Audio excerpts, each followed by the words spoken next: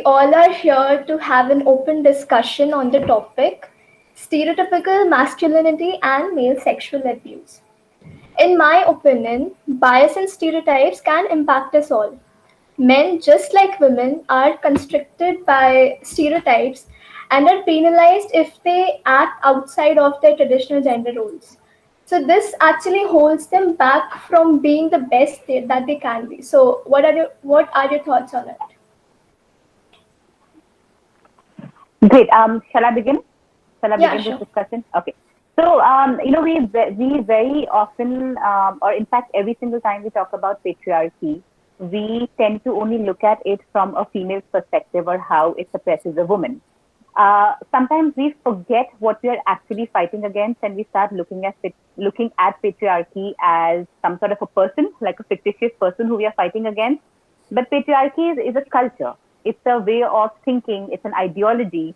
And any single person living in a society that has a culture or a patriarchal culture cannot be immune to it, right? Irrespective of their True. gender, irrespective of their caste, creed. So while it's easy because this is an ongoing dialogue, it's easy for us to look at how patriarchy affects a woman. We very, very often tend to forget that men have to grow up in very similar conditions and have their own set of pressures that they have to deal with. Some of the points of patriarchy from a man's perspective, and I'm glad that all of you took this initiative today to have this discussion because it's an equally important discussion, which is, seldom had. So, 3 points I'd like to highlight, which are the most obvious repercussions of patriarchy on a man growing up in a society like this. One is male entitlement.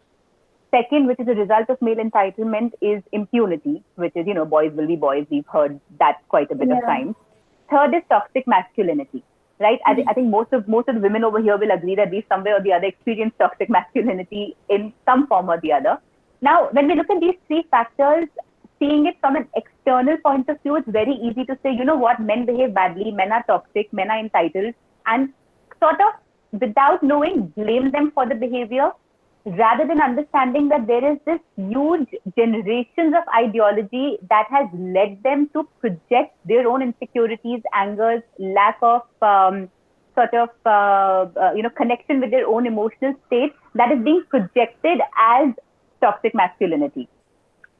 There's a lot that I want to talk about here, but I'm going to keep quiet for a moment and let all of you discuss this point before we move forward.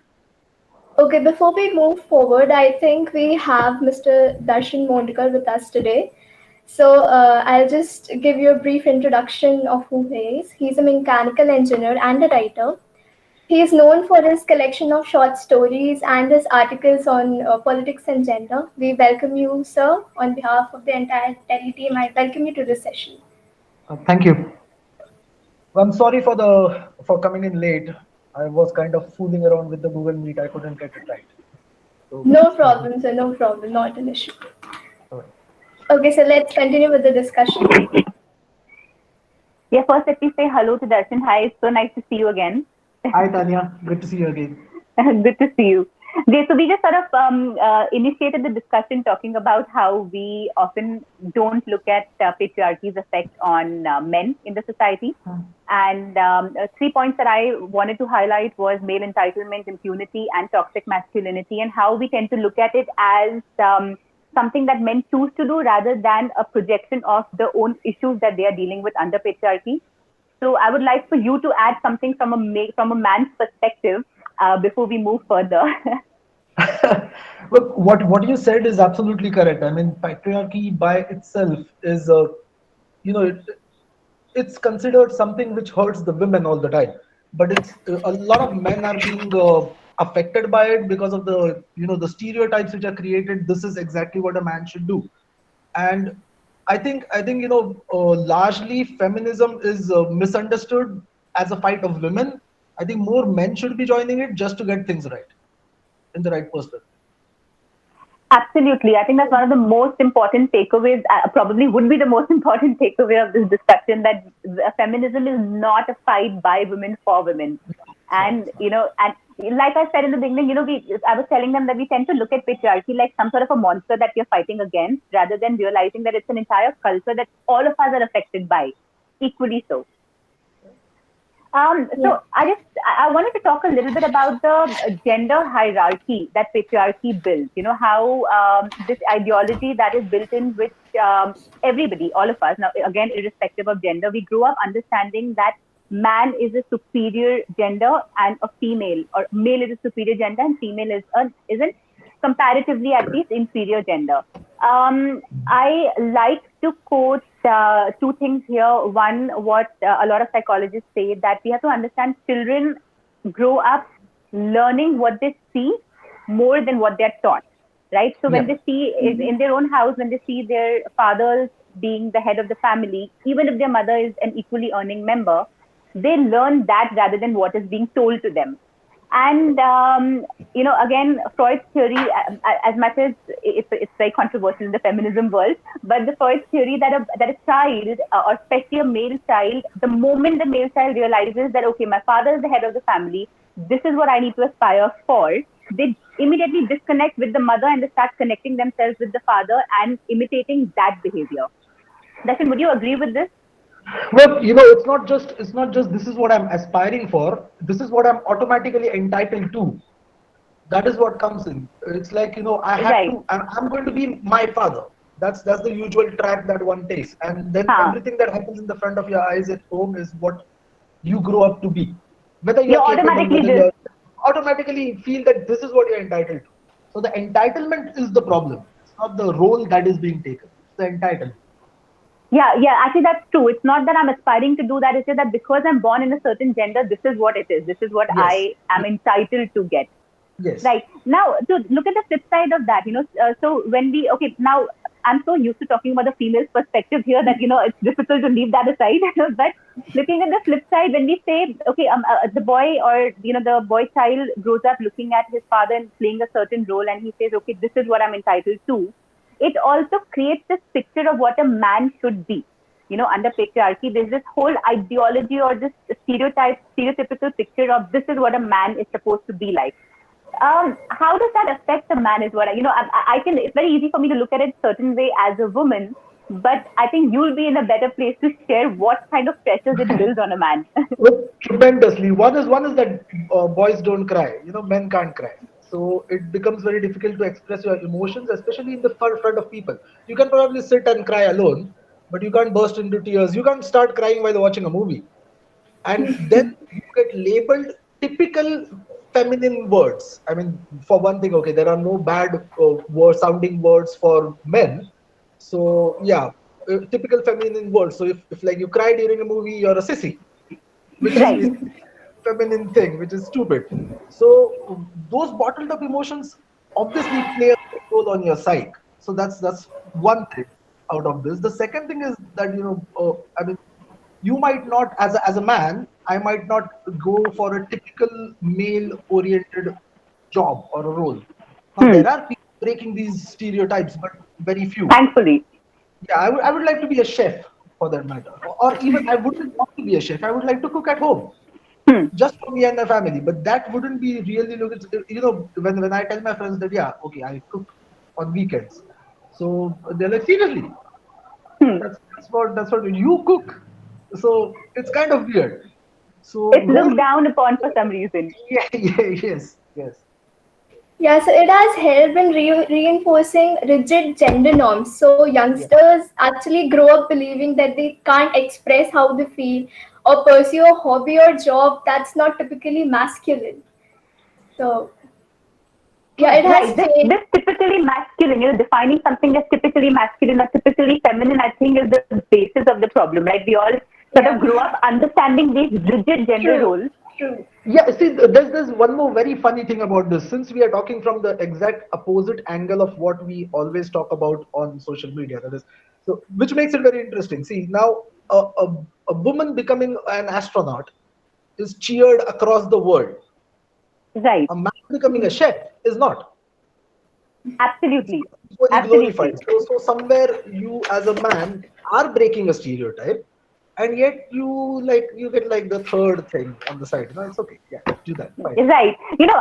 I love talking about this because this comes back to the gender hierarchy that's built under patriarchy, right? So we have this: everything masculine is superior, everything feminine is inferior. So when Yes. a woman refuses to conform, so let's say if I grew up and say, okay, obviously I grew up in the same society, so there were the similar stereotypical gender roles that were put forth, as what a woman should be like. But if I say no, I refuse to conform to these stereotypical, ideas or facets of a woman, and I want to do this, which would usually be defined as masculine. Now here, by not conforming, I'm stepping out of the suppressed gender and stepping up into the superior gender. Yes. Yes. You're You know, getting promoted. I'm promoting exactly, absolutely. I'm becoming the head of the structure, so to say. But if a man is to do that, if a man says no, okay, you know what, I'm not going to conform to the masculine or the stereotypical, masculinity. I'm going to do something different. He has to step down Yes. into the feminine. So he's actually getting a demotion. Yes. Yes. So that is the biggest problem. The problem is the gender hierarchy that we've built, which Oh, yes, allows absolutely. women to step up, but not the man to step down. Or Correct. it shouldn't be stepped down. Yeah. So Yeah, and they are. please Okay, go ahead. No, please go ahead. So they are often expected to be very tough, and like a guy who doesn't fight back is very weak. And it is believed that men should figure out their own personal problems without asking for any help from others. So, do you think that Bollywood has a big role in framing such mindset of people? See, the society has a big role, and Bollywood comes from the society. They are giving you what you want to see and what already Absolutely. exists. Absolutely. So, I mean, I find a lot of debates about Bollywood movies a bit weird. For example, let's say the Kabir thingy, that movie. Okay, so people are screaming about toxic masculinity of that movie being portrayed. That's the truth. The portrayal of whatever is there in the society that is being shown. You can't really blame Bollywood for it. Specifically, I would blame society and Bollywood for being a part of the society. Yeah, true. Yeah, I so agree with that, because I feel if we were not consuming it, they would not be showing it. And we are consuming it, we are enjoying it. That means this is something we still, maybe not openly, but we are still celebrating those values. That's the reason why we go and consume them, and those films are super hit because we relate to it. Yeah. Yeah, absolutely. Excuse me, ma'am. Deepshika here. I'm sorry to interrupt, but I would actually like to add a little bit to that. Like you said, Bollywood comes from society. I think any form of art, for that matter, is like a mirror of what we are like. So, if the reason why we have such patriarchal themes in our movies and any other art forms as well is because we as a society are still a majorly patriarchal society. So no matter how woke we try to act or whatever, and so we would always be a sucker for those kind of movies because that is how we innately are in a society. So I think that also somehow affects, like obviously it promotes the stereotypes even further. So it's like a big paradox because we are consuming those movies because we are growing up that way, but also because we are consuming those movies, more and more such content is coming up, and so it's like a big paradox. Yeah, talking of movies, just to come up with one in here. Pink was a path-breaking movie where they Yeah. wanted to cut the real issue out in front, but they still needed an Amitabh Bachchan to save those girls. This is the Right. society from. Exactly, sir. We worked. I mean, had they put a woman in place of Amitabh Bachchan, I'm not sure how well that movie would have done. It wouldn't have Exactly. worked. It wouldn't have worked. Imagine a woman fighting for a woman in a strong position like that. It wouldn't be accepted at all. Yeah, and coming back to patriarchy hurting men, isn't this an expectation that the man should step up whenever Yes. a woman is trouble and try Knight to? in shining armor and all of that. Yeah, I don't have an armor. It's not shining. It's rusted. I can't get. Yes, sir. Absolutely. In fact, very, very great point you brought up, because that reminds me of, I think during the Nirbhaya case, one of the lawyers or policymakers, I don't remember that, but they said it is actually her boyfriend or the boy who was with her. It's his fault because he couldn't protect her. Again, going back to that ideology, why must he have to protect her? In this point, that's the conversation we should be having. Why do you think he was capable to protect her? Just because he was a guy? Absolutely. Absolutely. So, researchers have found that at least 1 in 6 men have experienced some kind of sexual abuse or assault, whether in childhood or as adults.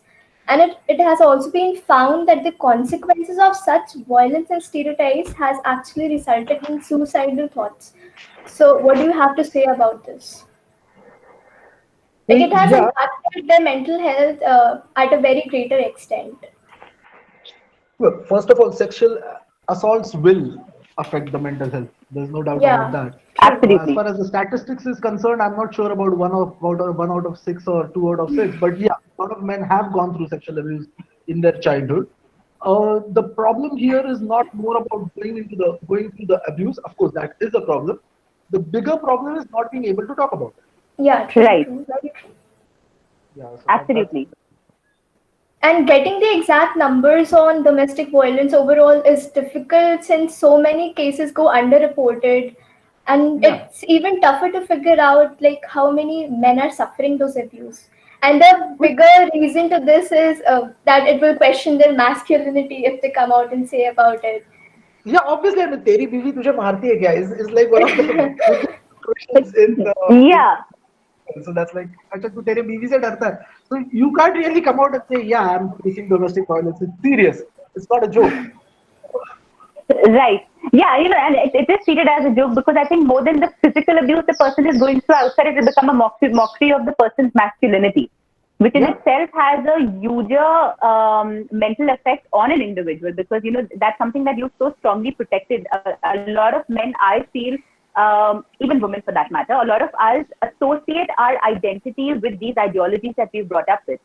And stepping out of it is like shattering exactly who you are, right? It's like your being getting shattered. Stepping out and saying, हाँ जैसे आपने कहा कि हाँ मेरी बीवी मुझे मारती है, उसका पुलिस से लेके आपके दोस्त सब लोग उसका जोक बनाने वाले हैं. Nobody's going to take yeah, that seriously. yeah. Right. Ma'am, now that you mentioned, sorry, Akshata, just one question, ma'am. Now that you mentioned about police, so I want to bring in the fact that laws as well are not gender neutral at all.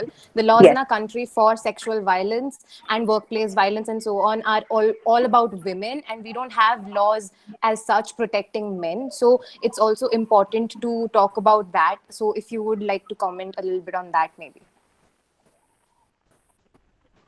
Yeah, absolutely. That is, in fact, a huge issue, correct? Because all of our policies are only focus only on one gender.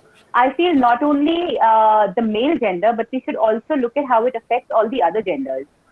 Very recently, I had a conversation with the transgender community to realize the kind of sexual and physical abuse that they go through, and that is not recognized at all. And they are being abused also in custody when they reach out, right? So for me, it's a huge issue, irrespective of what gender we are talking about. When we are talking about sexual abuse or physical abuse, even domestic violence, any human being going through such a situation, it is a toxic situation. It is going to affect them mentally, physically, sometimes even economically. And no human being, irrespective of the gender caste, deserves to go through that. So our policies definitely need to evolve. And that is a conversation that all of us need to have together rather than making it women's rights versus men's rights. We all have to join forces and work towards a policy shift in sort of harmony rather than being a fight between men and women, which unfortunately I feel it has become somehow. And sir, Just to add, okay. Deepshika, just to add to what Tanya said Yes, right sir. now, policies are basically based on our social construct. So, Right. of the woman being a property of man. Oh, yes, That is absolutely. fundamental starts from, and that's why she has to be protected. She has to, it's like putting a compound wall around your property. That's where this whole thing comes from. I mean, if you have studied the adultery law, which got repealed recently, that was purely based on her being a property, the wife being a property of the husband. So all these laws are moved towards protection of the women, which are somewhat biased towards them because they are the property.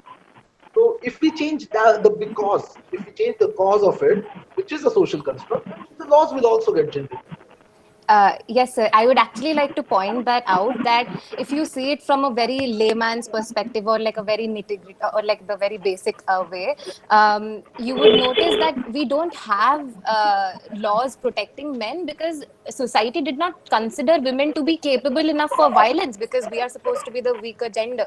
So it's like it's even hard for people to imagine that women can also be perpetrators of violence. So the question that I wanted to ask you, sir, on the same line was: do you think not having gender neutral, rape laws or sexual violence laws sort of affects? Okay, sorry. Do you think it affects the coming out in the sense men coming forward with their stories and their cases of sexual violence? Do you think it affects that because we do not have any such laws protecting men, they are that sort of adds to the problem of men not coming forward even more? Well, see, laws always help people come out. That's one thing. But rather than having laws protecting men, we should have gender neutral laws which Exactly. protect everybody.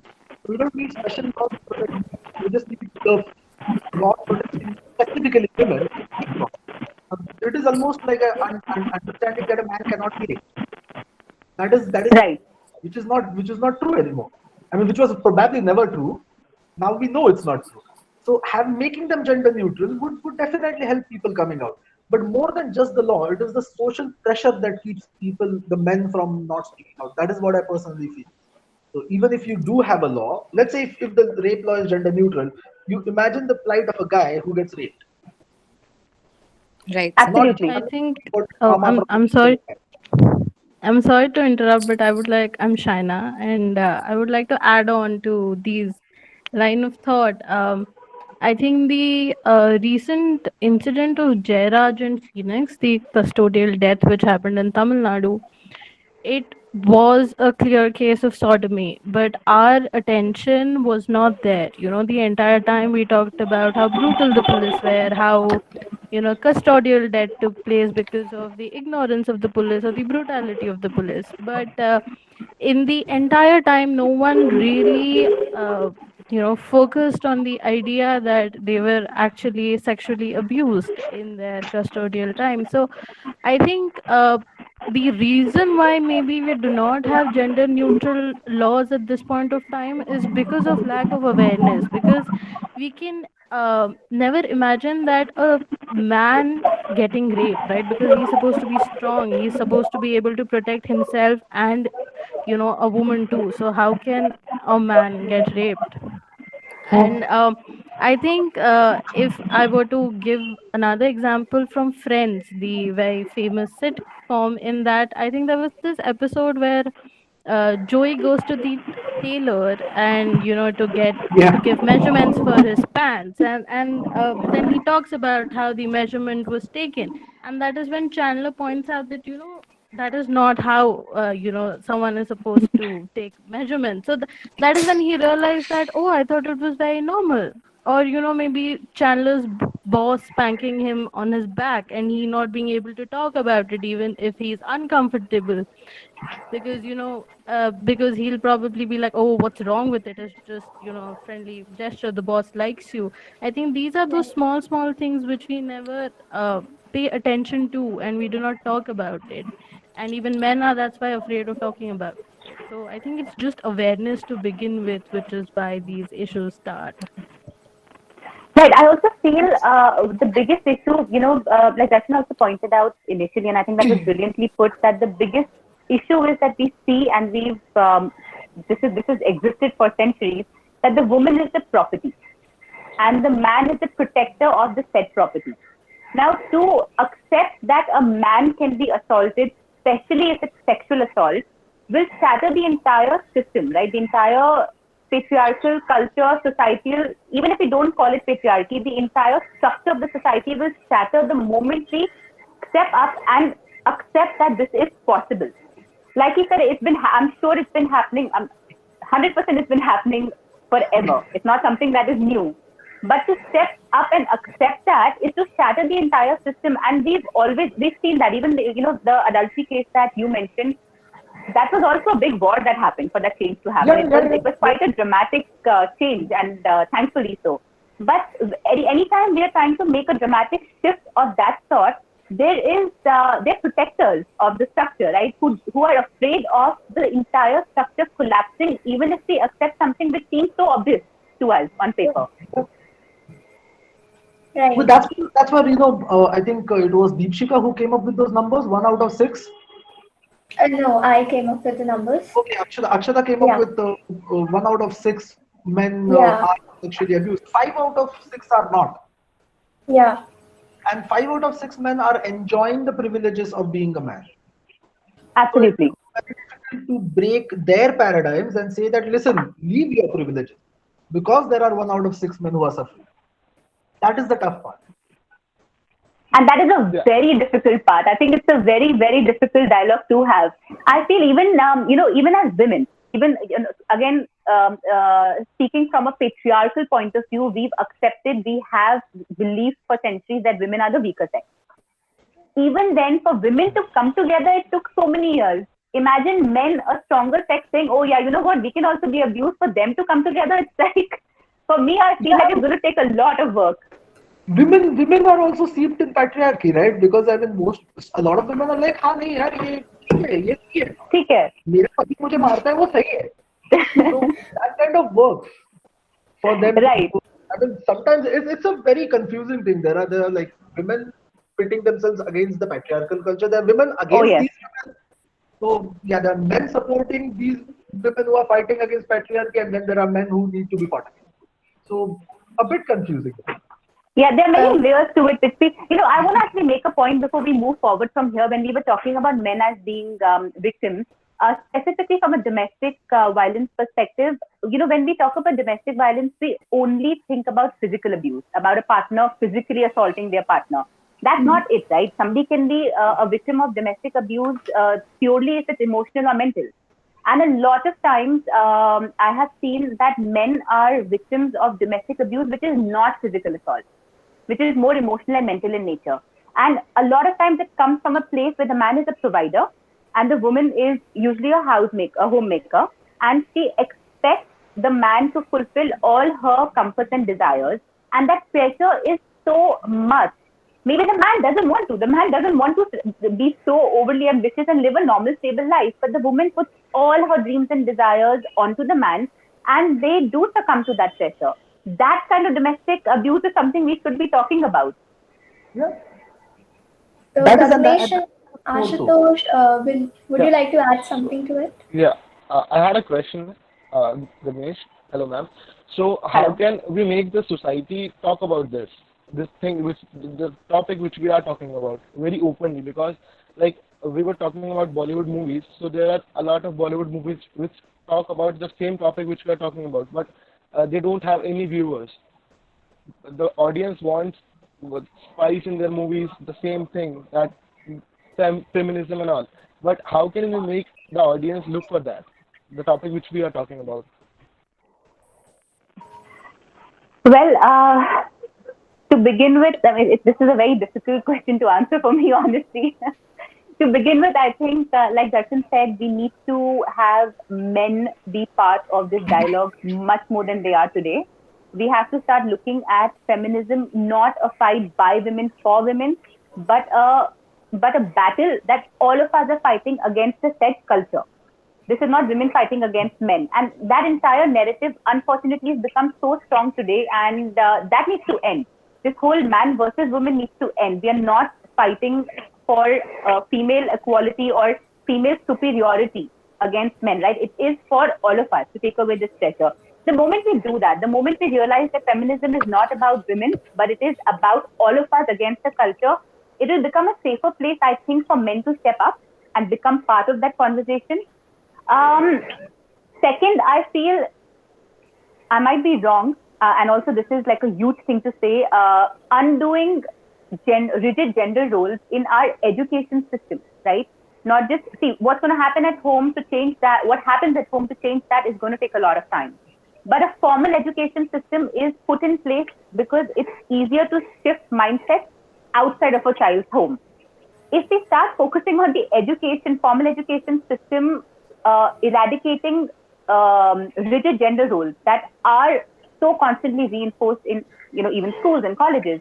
If we eradicate it there, that should be a huge beginning, in my opinion. I don't know if Darshan will agree with me in this front. Well, makes sense. Tanya, one very important thing when you're in school, in your earlier standards, the boys are all playing cricket in the playground, the girls are all playing Ringa Ringa Roses. That's where the stereotypes happen. That's where it all starts. So start breaking it right from there. Absolutely. Absolutely. Norms can be changed. And Ganesh, you were talking about Bollywood. I would really say, do not expect Bollywood to lead anything. It's a business. People are there to make money. Tend to forget. Yeah, I mean, people look at Bollywood for history, for philosophical lessons, for social lessons. They are there to make money. Absolutely. Yeah.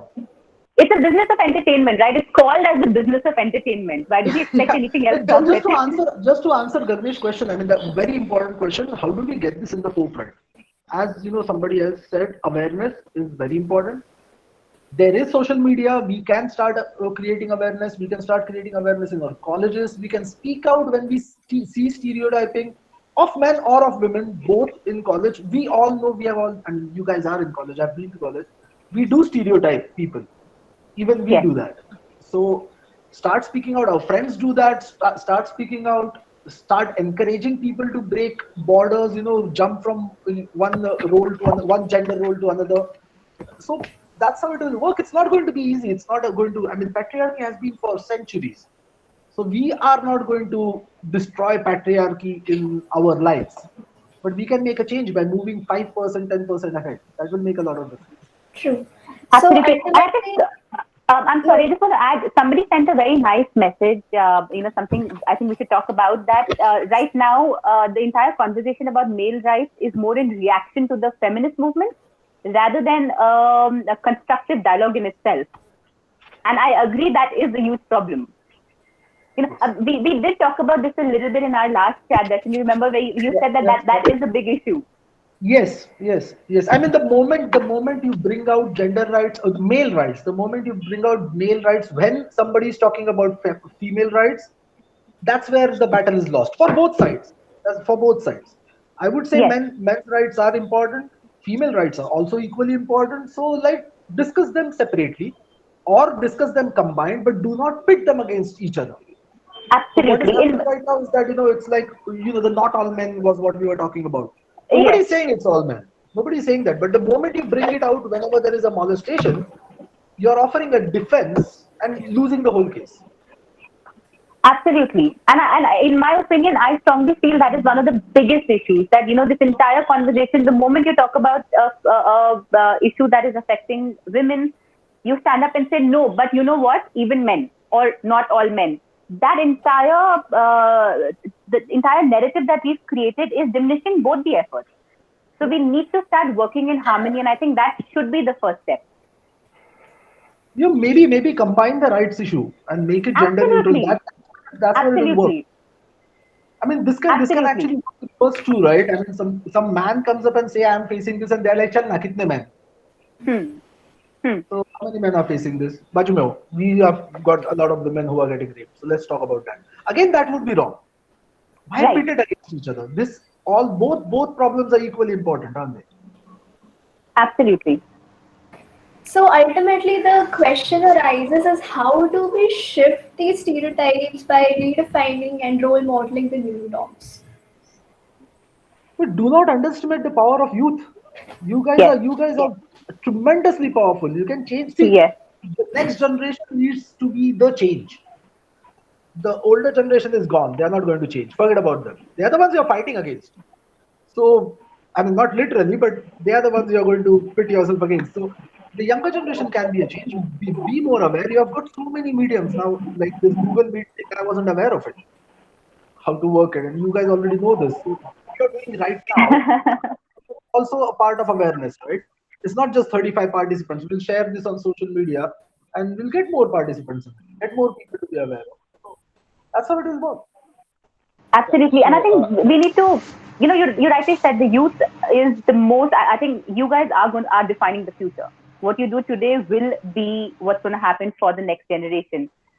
It's very important, and I say this every time we talk about rape culture, and I'm going to say the same thing here, that we need to empower ourselves. Let's not underestimate that small changes we make in ourselves can go a long way. Start looking at what we do, how we reinforce gender roles, how we sometimes we create peer pressure, forcing our peers to fit into gender stereotypical roles without even realizing it. And we do that very often, right? And so we need to start being more aware of our own actions, our own words first. And that can go a long, long way. And begin this dialogue just with your friends. It doesn't have to be a huge national level dialogue. It can just be a dialogue between 4 friends. That's enough to bring about a change. Good evening, ma'am. Good evening, sir. This is Ashutosh. So, sir, when we say that we need to bring laws which are more gender neutral on domestic violence, so that won't lessen the seriousness of cases of domestic violence against women, because we live in a society, जहाँ पे हम rarely ध्यान देते हैं कि like domestic violence है, ठीक है, लाइक इट्स ओके, हमने इसे एक नॉर्म बना दिया है. तो will making these laws as gender neutral laws will affect the seriousness of domestic violence against women? Why would they affect the Yeah. seriousness of? Okay, let's talk about the rape laws. If we say that we make the rape law gender neutral, whether a woman is raped or whether a man is raped, that is the only change that is going to happen in the law. Right? Irrespective of the gender, whoever is sexually assaulted or raped, this is the to be followed. So how will it reduce the seriousness of a woman getting? Same goes for domestic violence. So violence is violence, isn't it?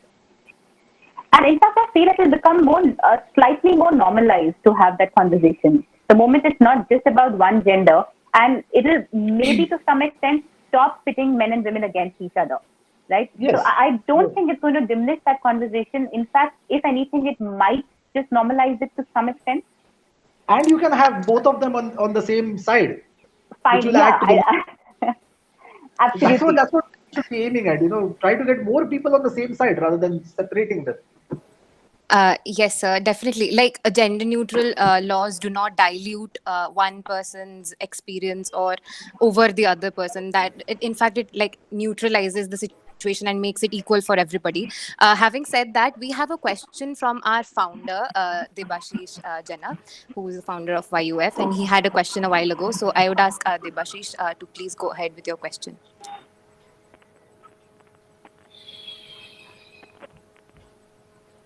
Debashish, if you're here. No, you're not audible. Oh, okay. You can just type your question maybe. Actually, he had a question a while ago. Some issue, I guess.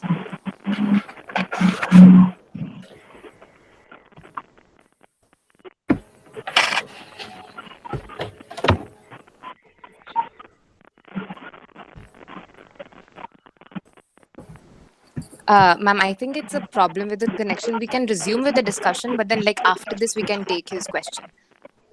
Sure. So I had one more thing. Yeah, all right.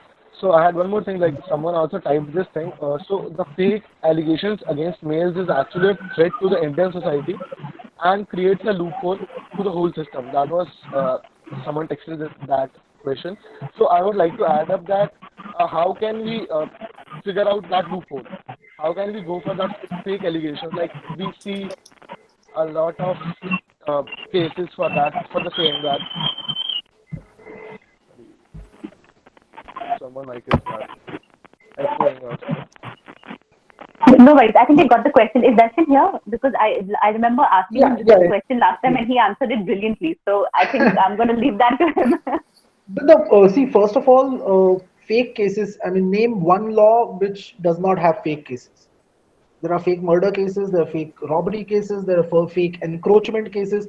Civil law, criminal law, go into any law, there will be fake cases. So first of all, are fake cases going to be done away with? No. There are laws, people are going to take advantage of it.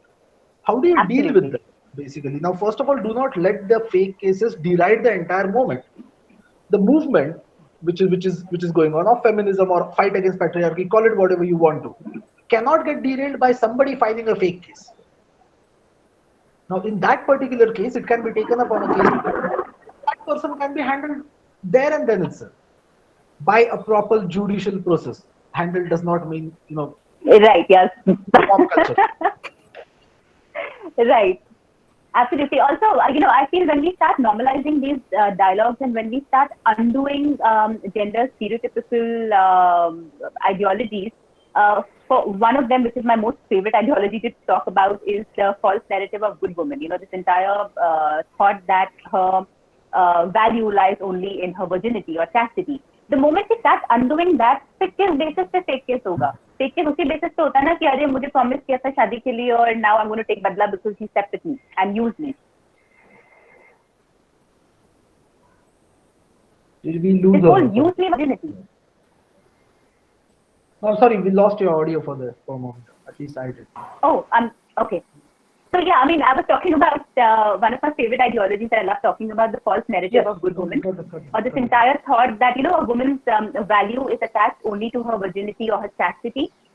When we start normalizing these dialogues and undo these ideologies, fake cases will automatically start reducing, because most of it comes from there, not that he used me, or promise of marriage, or the moment you start undoing those ideologies, वो अपने आप कम हो जाएगा. It's not so much about that; it's more about the social cultural beliefs that, or the system that we are building this on. Yeah, I mean, great point, Tanya. See, Gagnesh, one thing is about these fake cases. They are not all these fake cases are fake. Yeah. They are just misinformed cases. Like Tanya said right now, that he used me, and then we had sex, and then he did not marry me, so he has raped me. This is the basis on which the case is put, which is thrown out of the court of the law, because that is not how rapes are done. Because she had probably given a consent at that point of time. So this is what happens, and then that case is called a fake case and adds to the statistics. An incorrect case does not mean a fake case. Lack of evidence in a case does not mean fake case. Now, rape cases are very difficult to prove. Not every rape is a gang rape. Not every rape is, भोग दो वो सगली भोग दो intestine बाहर निकाल दो. Not every rape case is like that. So most of the rape cases cannot be even proved, because what, you don't have witnesses, you don't have people watching. There are no video recordings taken in most cases, other than the 50 rupee per clip business going on. That's a different thing. So it becomes very difficult to prove them. Now, if you cannot prove a case, does that mean it is a fake case? No, it's not. And then yes, there are fake cases too. I'm not denying that at all. But yeah, I mean, so like Darshan said, her law का misuse होता ही है. There will be fake cases, irrespective of what we are, any law you pick up. One is that. Second is that we need to understand that social and cultural ideologies need to be undone.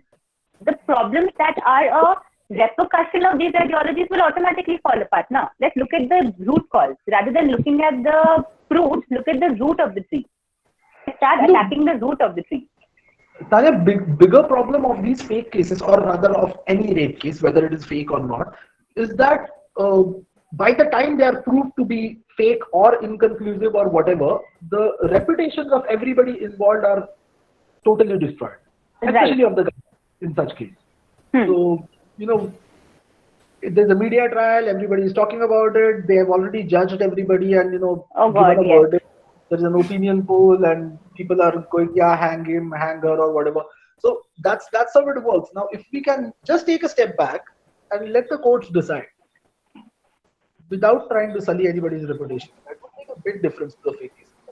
So absolutely. I think that's an entire conversation that we should be having, given what's happening right now. Not getting into that discussion, but media trials is something that that is an issue, definitely. I completely agree, sir. So can we please have Debashish's question now? Yes, Debashish, please. Being a male out here, I will say that I have in my back days, I have been a victim of the thing that we are discussing, but that moment I used to not knowing about these facts, because that point of time we were like said male person need to, like, they were they had not to hide their body parts. They were open to do toilets in the public, where girls were said to say do it in a toilet inside or somewhere. That time we were boys were very bold to do things. But that time of when I become a victim or something like that, we can say, because we are having open discussion, I thought of telling of here. So at that point of time, I never felt it that that's something wrong. But after some day, when you come up to know these things, then it's really a erotic thing to know these things. Telling of something about speaking of here is a very hard thing to sell. But if my team is doing something, I thought that it's a point where I can say up my things. And I hope that from the beginning, we need to teach that if a girl is also to keep his body parts, then the male also should keep his body parts. It's not that male should put up or hide answer this question. That should we all should be a common thing that the body also hide the body part, or girls should hide their body part, or we need to open for everyone. I don't get these things, so I don't know what should be done. Probably to get a solution. So I think to begin with, first I'm very sorry, Devashish, you had to. I can actually summarize his question. His question was about the concept of nudity and modesty, where we enforce norms where women's bodies are sensationalized and sexualized, and men men exposing their body is not seen as a big deal, whereas the women's bodies are sensationalized and sexualized. So he was asking what should be done, whether it should be like nudity for all or modesty for all. Like how do we go about that conversation? That's what he asked. Honestly, I think the choice belongs to the person, Absolutely. not to the society. So whether it is nudity for all, there can be no nudity for all or chastity for all. It has to be you do what you want to, and nobody is going to shame you for it. So if a guy can wear a lungi and pull it up to his stomach and pee on the road, a woman can probably do the same, and nobody should be shaming her. That is where equality comes. You can't go on putting cages around people saying this is what you should do, this is what you should not do. But whatever is the case should be for both of them. The same thing. Exactly. Yeah. That would be gender neutral. Right, I 100% agree. No, I just wanted to say to Devashi's fantastic work on coming out right now. I don't know, these are like 32 people watching this, people commenting it. Fantastic thing on coming out right now and talking about this. It is very difficult to say what you have said. I'm sure many men would be very uncomfortable in saying it. So forget about even saying it, they would be uncomfortable. So thinking about it, yeah. Yeah, and I second that, Devashish. Thank you so much for sharing this with us. And I'm really sorry you had to go through that. Nobody deserves to go through that. But your courage will help people normalize a dialogue around this. And that's exactly what you've done right now. So thank you. So, ma'am, we have discussed about violence against women, violence against men, but we often don't discuss violence against domestic violence against children.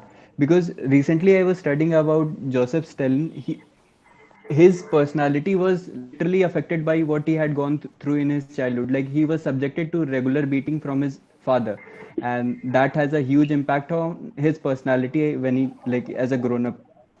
So how do you think that this problem needs to be tackled on discussing about domestic violence against a child, and how all the possibilities and all the solution to them? Right. So, while child abuse is, I think, a completely different dialogue and discussion that is required for it, we do have some laws in place, but because it's so normalized, our parents hitting us or setting us right is so normalized in our culture that laws hai, lekin phir bhi doesn't really make a difference.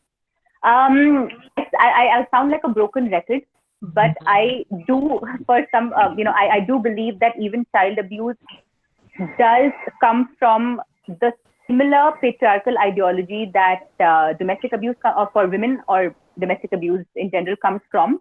Because see, in patriarchy, again, the whole idea is that the man or the father or the eldest male member of the house is the head of the family. And everybody else in the family is their property of that head of the family to protect or to do, set them right or keep them caged or, put them in the right track, even if it requires physical abuse. So that ideology that somebody can be anybody's property needs to be undone. However, this answer, to be honest, is not a fair conversation about child abuse because that would require a much more detailed discussion. And personally, I don't think I'm the right person for that discussion. So it's time when we start telling men that it's okay to cry or share your feelings, and it's okay to be scared, and asking for help is a sign of strength and not weakness. It's time that we see men as how they truly are, free from all sorts of stereotypes. उस भीड़ में नजर न आए तुम, और जब ढूंढा तुम्हें तब मुस्कुराए तुम। नहीं समझ पाती मैं कैसे करते हो तुम ये, देखा था मैंने उस दिन जब इसी मुस्कुराहट के पीछे से चिल्लाए तुम। I know the world demands that you act cool. I know it wants you to get fascinated by cars, to not stay at home, to be confident and outgoing, to play cricket and football, to learn how to drive, to be good at maths, to play video games, to drink and party, to not fall in love, to not show emotions, to not cry. But I know as a child, when you were bullied, you weren't allowed to break down. You were supposed to fight. You were supposed to hurt yourself, because only when you've fallen and gotten up will you become a man. I know that no one talks about the mental pressures that you face. I know you go through that every night alone. But let me tell you, it's okay. It's okay if one day you want to stay in bed and not get out. It's okay if you want someone to pay attention to you. It's okay if you don't want to fight. It's okay if you want to cry. It's okay if you need someone, and it's okay to express. The world doesn't understand that you're human. It wants you to be a rock that feels nothing. But I know that every day when you're torn apart and it devastates you to step out, you put on a smile and you step out.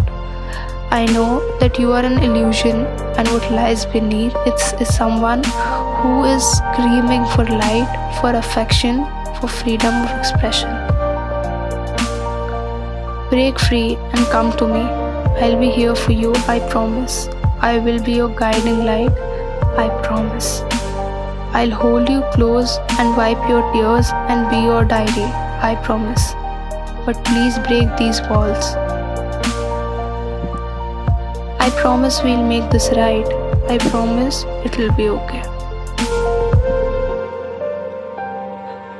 बात नहीं करता कोई तेरी मुश्किलों की, हर रात अपने अंधेरे में तू रोता है। बंद करके अपने आप को अपने आप से तू कहता है, अंधेरे से डरना नहीं, सिखाया तो था बचपन में, पर बताया नहीं कि ये अंधेरा ही साथ देगा मेरी नासमझी राहों में।